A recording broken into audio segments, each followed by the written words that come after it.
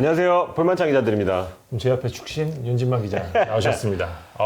올킬 198배? 뭐 그렇다는데. 189배. 189배. 제가 집문서가 있었으면, 제가 집만 있었으면 집문서 거는 건데, 1,000원이라도 걸 걸 되게 후회하고 있습니다. 근데 좋긴 한데 네. 다음 엄청 부담스러운 거 알죠? 네. 아니, 안 그래도 내가 그때 1라운드 때 창 기자가 올킬 했잖아요. 그래서 딱 보니까, 이번에 승부 예측할 때도, 이거 왠지 되게 뭔가 신이 된 것 같아서 더 생각을 더 꼬게 되더라고요. 그러니까. 원래는 던져야 되는데. 그러니까 다음에는 반 정도만 맞췄어도 참 좋겠다. 는 생각을 한번 해봅니다. 자, 만 기자가 승패를 모두 맞췄던 8라운드를 돌아보고 주말 9라운드까지 전망해 보도록 하겠습니다. 일단 네. 8라운드 리뷰부터 진행하도록 하겠습니다. 네, 첫 경기는 제가 맞췄던 6경기 중에 하나죠. 이거 저도 맞췄어요. 이번에 몇 개인지 한번 세보십시오. 포항 전북전입니다. 전북이 3대1 완승을 거뒀습니다. 전북 대단합니다. 네. 진짜 휴식기 이후에는 결과뿐만 아니라 경기력까지 잡기 시작했는데요. 확실히 시즌 초에는 선수들 몸이 올라오지도 않았고 확실히 손발도 좀 맞지 않는 모습이었는데 이제는 다릅니다. 거의 궤도에 올랐다고 봐도 될 것 같은데요. 제가 이 거의라는 말에 집중한 이유가 있습니다. 이 말이 무서운 게 뭐냐면 아직도 더 좋아질 수 있는 여지가 있다는 거거든요. 아직 세밀한 전개에서는 아쉬움이 좀 있는데 이 부분이 지금 시간이 지날수록 좋아지고 있고 무엇보다 김상식 감독이 그토록 원하는 쿠니모토도 복귀하고 백승호도 가세하거든요. 경기로 돌아오면 이제 일루첸코를 위한 경기였다 이렇게 좀 설명을 드리고 싶은데 네. 김사식 감독이 진짜 여우인 게 로테이션을 가능했지만 그 와중에 누구 넣냐? 일류첸코, 최영준, 김승대. 그러니까 포항에서 뛰었던 선수들을 모두 넣었어요. 노렸을 거예요. 그러니까요. 네. 이렇게 되면 선수들의 동기부여가 남다를 수밖에 없어요. 뭐 김승대 선수 뿔창까지 넣었다 뭐 이런 얘기까지 김사식 감독이 경기 전에 이야기했는데 네. 김사식 감독이 의도한 대로 세 선수 모두 경기를 잘했습니다. 최영준도 이제 전북식 중앙에 좀 녹아드는 모습이고요. 김승대는 공격의 윤활유 역할을 확실히 하고 있거든요. 저는 지금 즐겁게 경기라는 모습이 느껴지고 있고요. 특히 일류첸코가 빛났는데 멀티골을 쏘아 올렸습니다. 득점 장면 보고 있잖아요. 너무 쉬워요. 진짜. 이게 진짜 마무리구나 싶게. 그냥 촉. 이제 이 선수가 좀 경지에 올랐다 스트라이커로서 이런 좀 생각도 들었고 심리적으로나 기술적으로나 무리 없이 마무리를 하고 있다는 점 네. 한번 좀 말씀드리고 싶고 세레모니 안 했던 게 원래 이제 친정팀 상대하면 세레모니 안 하잖아요. 근데 그 그림들이 좀 간지가 났어요. 진짜. 더 빛난 것은 포항 팬들의 반응이었는데 박수로 옛 영웅의 활약을 칭찬하고 교체될 때는 진짜 유럽 분위기 나게 딱 보내주고 동서남북 딱 인사하고 걸기에도 딱 멋있었고요. 예. 전북은 어쨌든 추가 시간 한기원의 추가골까지 터져서 경기를 마무리합니다. 전북이 얼마나 무서운 팀인지 딱 보여주는 대목이 이거예요. 최영준, 김승대, 일루첸코 나가고 들어온 선수가 누구냐? 김보경, 이승기, 구스타보예요. 전북이 얼마나 지금 좋은 흐름을 갖고 있는지 그리고 지금 얼마나 좋은 여력을 갖고 플레이를 하는지 이 경기로 잘 보여줬고요. 김기동 감독이 아마 상대 라인을 보고 기가 죽을 수밖에 없었을 것 같긴 해요. 백업 보고도 이러면 후반에 어떡하라고 라고 생각했겠네요. 네. 포항은 좋았던 모습이 완전히 사라졌습니다. 반면에. 그러니까요. 예. 송민규의 공백이 크긴 한데 저는 타쉬 크베시치가 기대에 미치지 못하는 게 더 큰 것 같아요. 그러니까 타쉬를 보면 터치는 확실히 클래스가 있어요. 네. 근데 뭔가 안 맞아요. 포항이랑 지금 전술적으로나 그렇고 크베시치도 많이 뛰기는 하는데 그거 이외에는 특별한 장점 보이지가 않고 물론 김기동 감독이 이 선수들이 정상 컨디션이 회복이 되면 잘할 수 있다고 확신을 하고 계시기는 한데 전 지금까지 본 바로는 일루첸코, 팔로세비치가 지난 시즌까지 팀에 넣어줬던 장점들을 과연 이 선수들이 넣어줄 수 있는 선수들인가 하는 좀 아쉬움이 들거든요. 일단 그래서 포항의 힘이 확 떨어졌고요. 여기에 베테랑 선수들이 좀 일찍 힘이 빠지고 있는 느낌. 신광원 선수 같은 경우는 마지막에 진짜 해서 안 된 실수 같은 것도 좀 저질렀고요. 퇴장 나겠죠? 예. 네. 김기동 감독 이 위기를 어떻게 넘길지 정말 이것까지 넘기면 진짜 명장으로 가는 건데 전 현재 스쿼드나 분위기를 봐서는 좀 쉽지 않아 보인다 이렇게 좀 말씀드리고 싶습니다. 네. KOM 꼽아주시죠. 일루첸코 하겠습니다. 네. 김승대 선수 이번에 고민을 좀 했었는데 그래도 2골 넣은 선수 뺄 수가 없을 것 같아요. 포항의 일루첸코의 장단점을 다 알고 있잖아요. 그럼에도 불구하고 전혀 막지 못했거든요. 올 시즌 전북이라는 좋은 팀에서 완전히 기량이 만개한 것 같고요. 일루첸코는 이제 높이, 기동력, 두루 갖춘 이제 한국 축구가 좋아하는 유형의 똑백인데요. 득점왕을 향해 힘찬 발걸음 이어가고 있습니다. 네. 두 번째 경기는 대구 성남전입니다. 0대 0으로 끝이 났습니다. 제가 마친 두 번째 경기. 알았어. 오늘만 할게요. 앞으로 일어날 일이 없으니까. 대구가 지금까지 8골 넣었는데 골대 맞힌 횟수가 9번이라고 합니다. 득점보다 더 많다고 하더라고요. 이걸 어떻게 찾았어요? 이거 다른 영상에서 확인했습니다. 이거 다 넣었으면 지금 전북이랑 득점 공동 선두 달릴 뻔했습니다. 이날도 2번이나 골대를 강타했습니다. 크로스 상황에서 이근호의 헤더가 크로스바 맞고 나왔는데 이것을 안용호가 다시 이마에 맞췄어요. 근데 진짜 골대 챌린지처럼 두 번 다 크로스바 맞고 나오면서 조금 아쉬워했고요. 올 시즌 유독 골대 불운에 시달리고 있는데 자꾸 골대만 맞다 보면 당연히 결과가 안 나오잖아요. 맞아요. 예, 이날도 8개의 유슛을 쐈지만 뭐 상대 골키퍼의 선방도 있었고 골대의 선방도 있었고 결국은 0대0 무승부로 끝났습니다. 포항전에 이어서 2경기 연속 0대0 무승부거든요. 울산전 승리를 통해서 얻은 기세를 지금 이어나가지 못하고 있습니다. 정승원 계약 문제가 해결되고 에드가, 츠바사, 김우석, 홍정과 같은 부상자가 돌아오면서 이제 좀 되려나 보다 싶었는데 이날은 또 다른 대형 악재가 터졌어요. 세징야가 햄스트링을 붙잡고 쓰러졌잖아요. 혼자 뛰다 멈췄거든요. 그리고 들것에 실려 나가면서 바로 눈을 딱 가리는 걸 보고 이거 생각보다 결장 기간이 길어질 수 있겠다 이런 느낌을 좀 받았습니다. 햄스트링은 작년에도 세징야를 괴롭힌 부위거든요.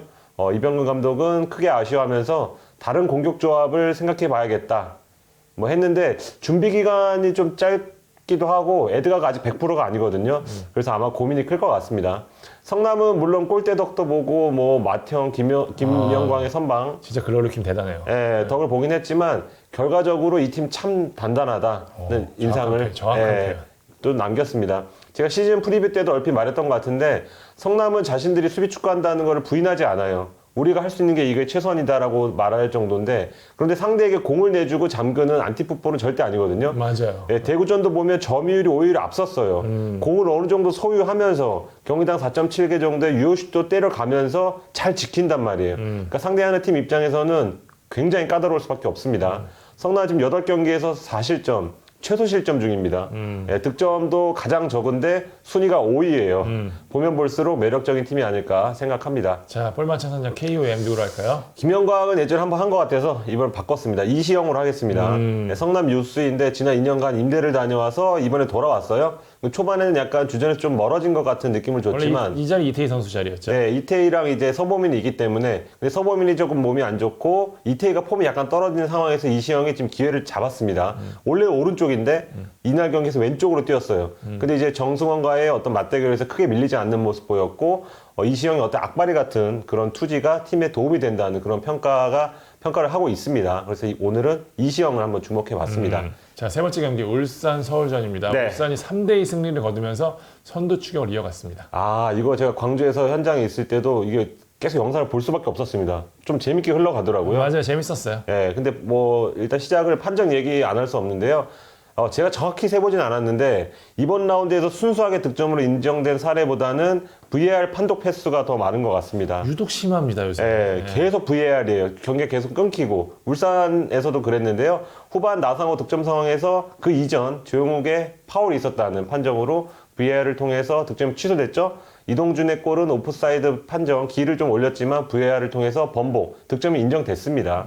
예, 한 축구인이 그러더라고요. 심판들이 VAR을 활용하는 게 아니라 남용하고 있다고 하던데 공감합니다. 예, 이슈가 생겼을 때는 바로 손가락을 찍거나 뭐 오프사이드를 들거나 이런 장면이 점점 보이지 않아요. 왜냐하면 VAR이 알아서 해주니까라고 조금 의존하는 게 아닌가 이런 생각을 해봅니다.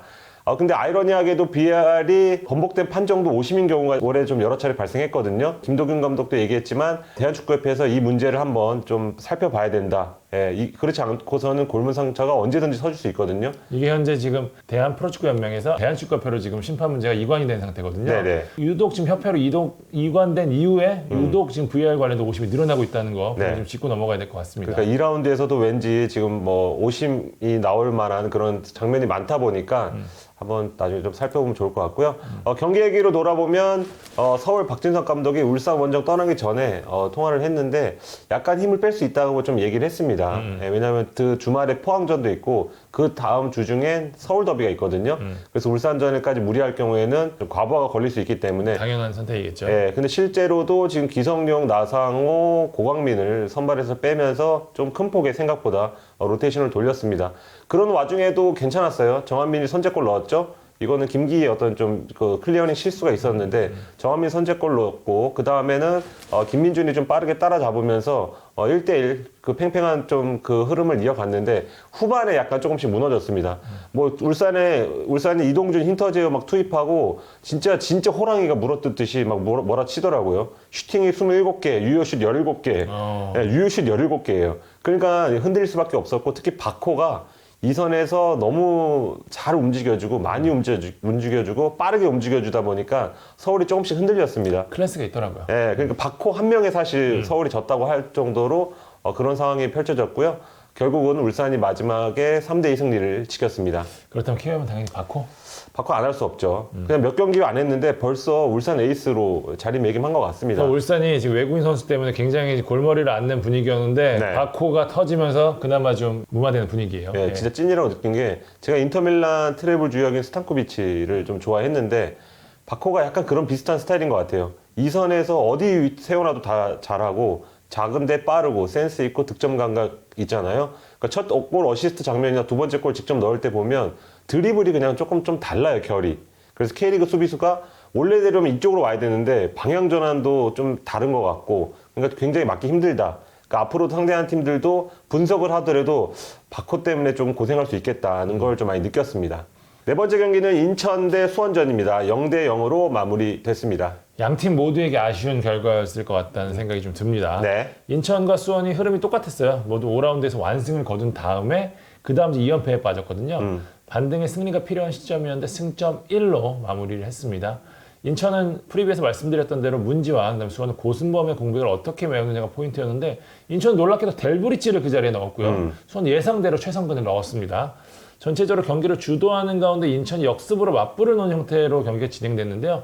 수원이 확실히 고승범의 공백이 좀 느껴졌습니다. 네. 볼을 점유했지만 결정적인 기회는 만들지 못하고요. 설상가상으로 이제 김민우까지 나간 이후에는 이기재, 김태현 좌우 측면 공격 외에는 이렇다 할 활로를 좀 뚫지 못하는 모습이었고요.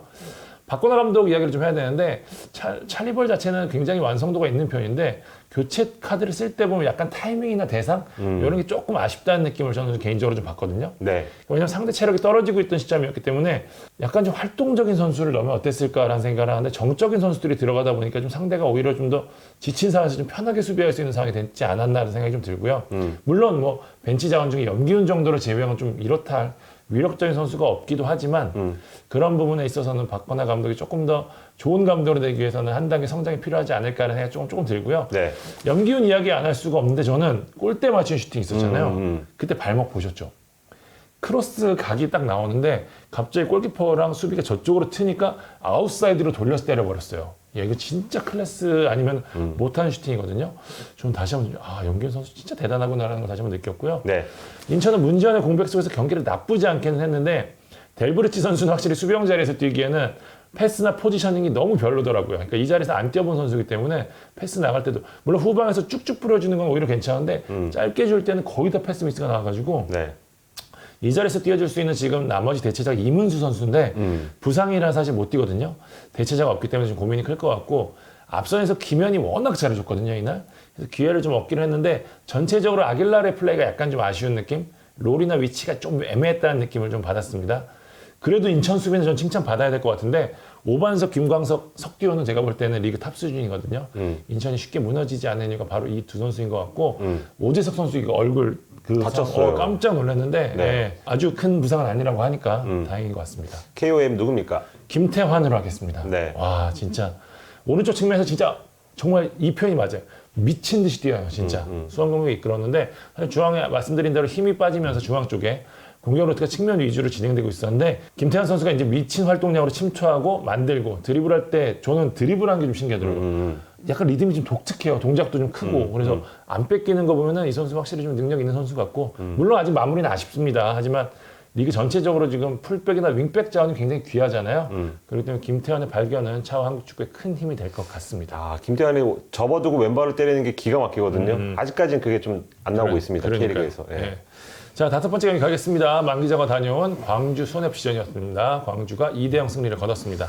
경기 끝나고 VAR이 조명받은 경기 중 하나인데요. 몇몇 판정에서 논란이 될 장면이 나왔습니다. 전반 이한샘의 핸드볼이 의심되는 상황. 제가 말씀하실 때마다 하나씩 전해드릴게요. 제가 네. KFA 관계자랑 통화를 했거든요. 이거.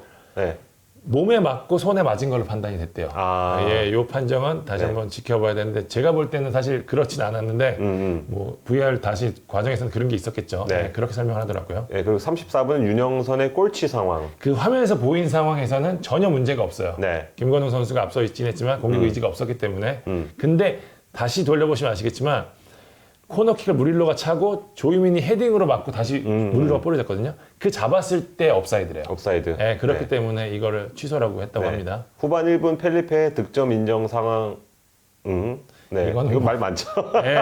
네. 저희도 할 말이 없습니다. This is soccer. 네. 이걸 어떻게 못 잡았는지 모르겠네요라고 얘기가 나왔습니다. 네, 그 펠리페가 이제 그 들으시는 분들 계시니까 코너킥을 할 때 앞에 있는 박지수의 목더미를 잡고 미는 장면이 조금 있었습니다. 이렇게 눌렀죠, 그리고. 네, 누르고 점프해서 헤딩을 했었는데 주심은 온필드 리뷰를 했어요. 근데 파울이 아니라고 정상적인 몸싸움이라고 판단을 내려서 그대로 인정을 했습니다. 경기 뭐 내용이 뭐 이게 되게 중요한 내용이어서 먼저 설명을 드렸고 여기서 수원FC가 멘탈이 나갔어요. 예, 그리고 10분 뒤에 펠리페에게 추가 실점하면서 0대2로 그대로 패했습니다. 뭐 박지수는 SNS로 이게 축구냐 징계를 감수하고 불만을 토로했고 너무 뭐 판정 얘기만 했지만 제가 한 가지 뭐 이 리뷰를 통해서 말씀드리고 싶은 거는 이제 판정 쪽으로 많이 좀 치우쳤는데 만약에 펠리페 득점이 인정되지 않았다면 경기 양상이 달랐을까? 그러니까 현장에 있는 저한테 누가 물어봤으면 저는 아니라고 좀 얘기했을 것 같아요. 그러니까 초반 30분까지는 수원FC가 할만했다. 예, 라스 무릴로 중심으로 공격도 날카로웠고 패스 축구도 잘 됐고 압박도 좋았고 근데 그 이후로는 서서히 밀렸습니다. 예, 경기장을 이렇게 바라보면 잘 정리된 팀이 있고 그렇지 않은 팀이 있는데 이날 수원은 후자 같았어요. 예, 그러니까 아마도 이영재, 한순규 그 이선에서 이 선수들로 지금 시즌을 끌어오려고 마음을 먹었는데 부상을 당했잖아요. 그러니까 뭔가 패스가 중간중간에 끊기는 느낌. 라스는 버텨주는 힘이 그렇게 저는 강해 보이지 않더라고요. 또 이날 경기에서는. 그러다 보니까 겉돌고 서로 따로따로 플레이하는 그런 느낌을 받았고 반대로 광주는 헤이스, 이기훈이 이선에서 이영재, 한순기한테 기대하는 그런 플레이를 해주면서 경기를 잘 풀어갔습니다. 헤이스 물건입니다. 헤이스는 난리예요 지금. 저는 이제 알렉스가 오히려 더 기대를 많이 받는다고 했는데 헤이스는 김호영 감독도 끝나고 얘기했죠. 제가 뽑았지만 잘 뽑았죠라고 되게 보기 드문 그런 미소를 좀 지었습니다. 그리고 펠리페는 역시 파울 그 VAR 장면도 있긴 했지만 역시나 멀티골을 넣으면서 펠리페는 진짜 괴물 공격수라는 걸 다시 한번 증명해 줬고요. 이기훈 활약도 괜찮았습니다. 전체적인 선수들이 좀 잘했던 것 같습니다. 자, 자연스럽게 KOM은 헤이스. 허락해 준다면 저 오늘만큼 싫어. 2명 일단 헤이스는 가야 돼요. 네. 2경기밖에 안 했긴 했는데 찐인 것 같습니다. 볼 터치, 패스, 슛, 센스 이런 걸 뭐 두루 갖췄는데 저는 가장 이 선수가 좀 돋보이는 게 어깨를 넣어서 공을 빼앗는 압박. 그거는 사실 좀 기술이라고 보거든요. 그러니까 뒤에서 한 3발자국 떨어졌는데도 어느샌가 달려와서 공을 빼앗아서 공격을 전개해요.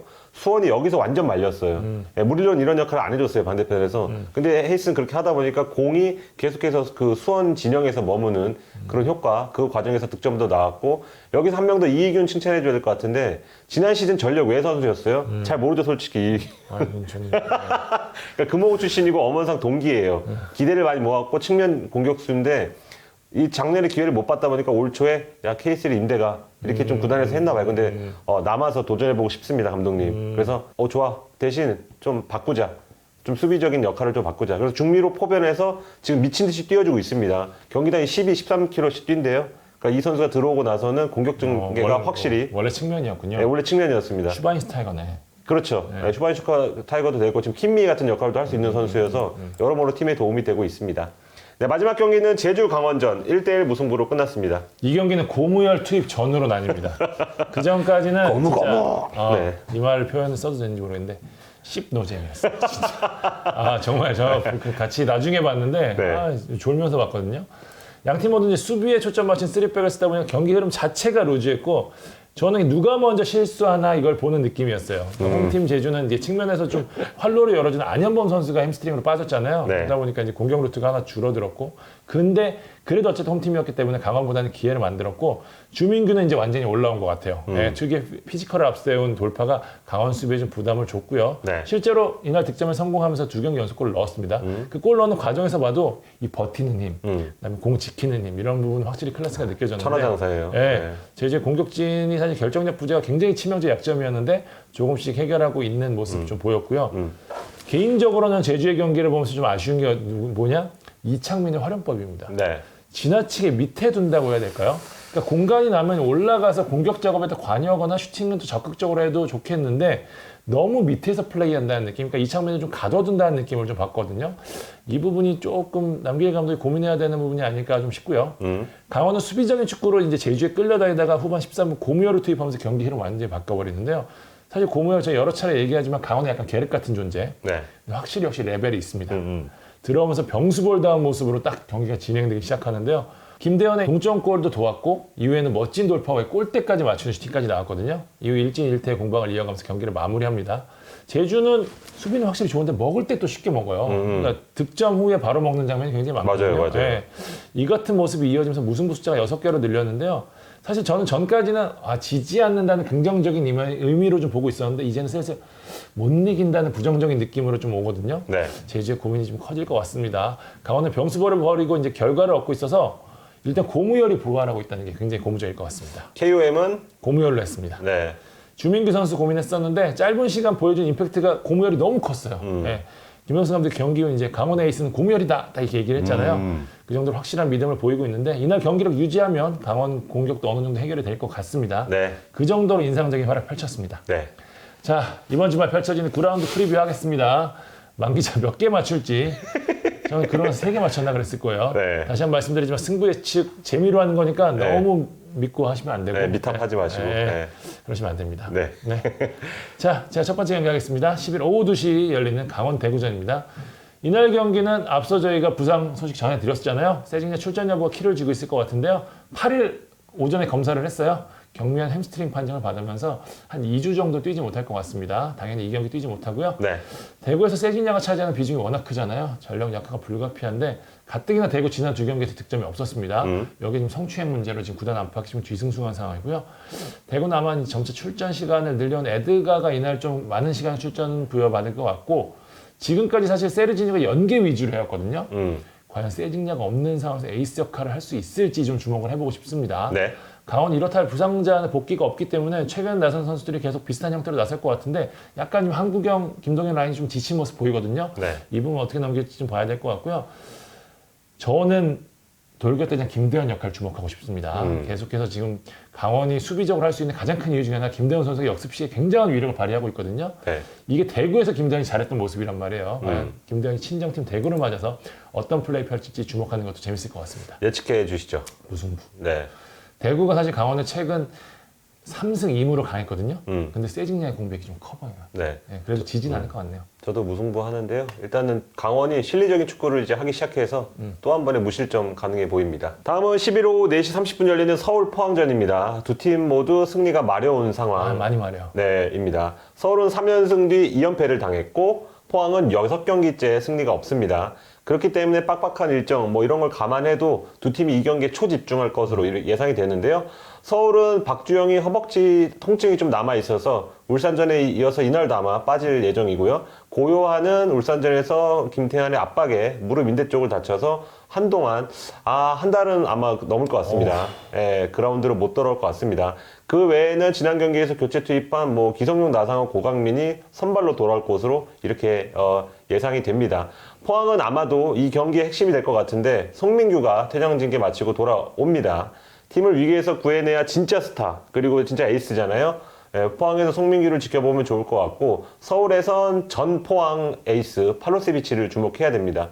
그러니까 포항이 전북전에서 포항 출신 일류첸코에게 좀 당한 감이 있는데 팔로가 김기동 감독에게 또 한 번 아픔을 선사할지가 좀 관심이고 팔로가 울산 전통에서 뒤늦게 데뷔골 넣으면서 좀 빠를 올렸다는 것도 기억할 필요가 있습니다. 전북전에서 경고누적으로 그 신광훈이 퇴장당하면서 이 오른쪽 수비 자리는 전민광이 대신하고 아마도 전민광 센터백 자리는 이광준이 메울 것으로 보입니다. 예측해 보겠습니다. 너무 어려운데 포항이 일단 서울 원정에서 3연승 중이긴 하거든요.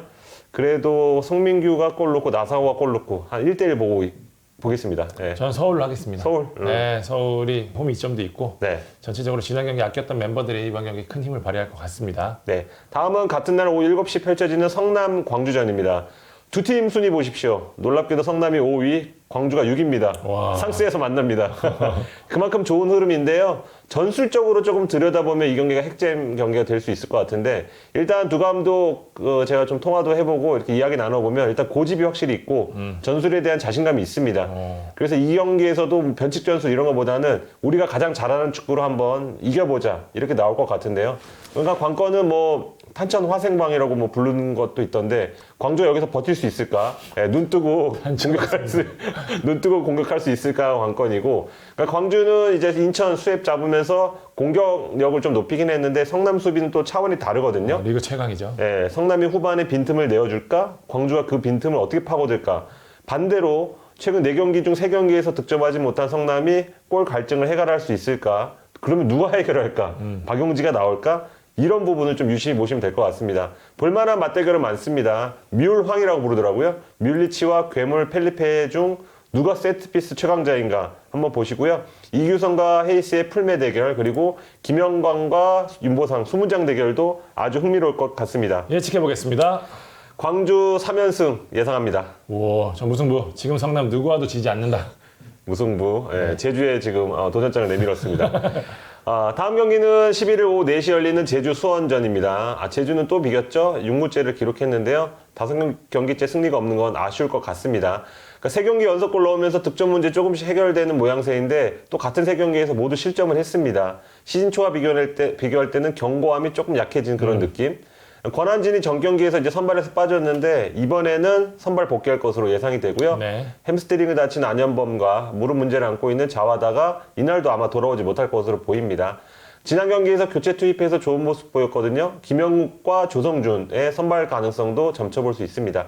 수원도 3경기째 승리가 없어요. 맞아요. 갈 길이 급합니다. 핵심 미드필더 김민우와 고승범 회복 여부가 관건인데 두 선수 모두 큰 부상은 아니에요. 그래서 원정에 뭐 무조건 빠진다 이런 건 아니지만 경기 간격이 짧다 보니까 좀 조심스럽게 접근하는 것 같습니다. 특히 고승범은 햄스트링 부위여서 좀 예민하게 조금 살피고 있는 걸로 알고 있습니다. 두 선수 투입 여부에 따라서 뭐 최성근, 강현묵, 염기훈 등의 투입 여부가 결정될 것 같습니다. 일단 박건호 감독은 인천전에서 전원 토종 선수로 선발진을 꾸렸는데 단단한 제주 3백을 뚫기 위해 제리치 카드가 먼저 나올 가능성도 점쳐볼 수 있을 것 같습니다. 예측해보겠습니다. 제주승으로 하겠습니다. 상성상 수원이 5연승으로 앞서기 있는데 주민규가 임채민 힘으로 밀고 골 넣는 거 보고 느낌이 왔습니다.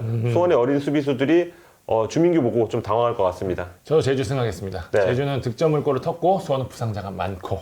네. 자, 5번째 경기 가겠습니다. 11일 오후 4시 30분 열리는 수원FC와 울산 경기. 수원FC는 계속된 오심 때문에 지금 팀 분위기가 완전히 다운된 상태거든요. 누군가 그러더라고요, 사실. 야, 제주전 덕 봤으니까 이번에 퉁친 거 아니야? 근데 수원FC 입장에서는 잔류가 목표잖아요. 그러니까 상스가 목표인 제주보다는 사실 잠재적인 라이벌 팀과의 경기 결과, 이게 승점 6점짜리 소위 말하는 맞아요. 그 결과가 중요한데 지금 그걸 다 놓쳤기 때문에 지금 전체적으로 굉장히 답답할 수밖에 없는 상황이고, 또 지난 경기 승리하면서 올라갈 타이밍에 꺾인 거라 물론 리뷰에서 말씀하신 대로 수원FC 경기력이 아주 좋은 편은 아니긴 한데 어쨌든 흐름을 탈 수 있는 기세를 꺾였다는 점에서는 좀 아쉬워하거든요. 네. 게다가 수원FC는 이영재, 한승규 선수가 아직 중앙에서 풀어줄 수 있는 두 선수가 아직도 이번 경기 뛰기가 쉽지 않은 상황이거든요. 네. 전력적 열세까지 겪을 수밖에 없는 상황이고요. 반면 울산은 어려웠던 서울전 승리에 이제 바코가 확실히 살아나면서 점점 완전체로 가고 있거든요. 수원FC가 사실 울산이 이중대로 불릴 정도로 울산 출신 선수들이 많잖아요. 그렇죠. 김도균 감독과 김호곤 단장도 울산 출신이고 이들이 친정팀 상대로 어떤 경기 펼칠지 보는 것도 재밌는 포인트가 될 것 같습니다. 예측해 주시죠. 울산, 네. 이거 뭐 설명도 필요 없을 것 같습니다. 네, 저도 울산으로 하겠습니다. 자, 마지막 경기입니다. 11일 오후 7시 전북 인천 경기입니다. 네. 이날 경기 백승호 선수 출전 여부가 포인트가 될 것 같습니다. 네. 전북이 사실 지금 울산과의 맞대결에 모든 초점을 맞추고 있어요. 쿠니모토는 다음 성남전 복귀가 좀 유력하고요. 백승호 선수는 이날 출전을 통해서 컨디션을 올릴 가능성이 좀 높아 보이거든요. 네. 몸 상태가 괜찮다고 합니다. 지금 전체적으로 분위기가 좋기 때문에 좋은 실전 무대가 될 수 있을 것 같아요. 전북은 앞서 리뷰에서도 설명을 드린 대로 지금 약점이 없을 정도로 전체적으로 안정된 경기력 보이고 있는데, 개인적으로는 경기력에 비해서 포인트가 좀 아쉬웠던 김승대 선수가 한 번쯤 터질 때가 되지 않았나라는 생각 좀 들거든요. 그래서 좀 주목하고 싶고요. 이날도 전북은 부분 로테이션을 통해 체력적 부담을 넘을 것 같고, 인천은 사실 스쿼드상 로테이션이 쉽지 않은 상황이거든요. 이 경기에서 그간 뛰지 못한 선수들에게 대거 기회를 주는 기회의 장으로 삼을 가능성도 좀 높습니다. 매 경기 집중하는 조소환 감독이긴 한데 일정이 진짜 빡빡하거든요. 그렇기 때문에 지금 전북을 상대로 맞불을 놓는 건 사실상 무리다. 그렇기 때문에 저는 로테이션 흐름이 아닐까 이렇게 좀 보고 있습니다. 어떻게 예측하시나요? 전북이 못 이길 이유가 없습니다. 네, 저도 이것도 전북하겠습니다.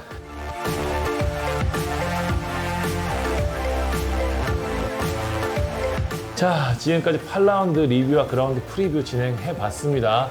저희는 화요일에 방송되는 9일 9라운드 리뷰를 찾아뵙도록 하겠습니다. 네, 지금까지 볼만찬 기자들이었습니다. 감사합니다.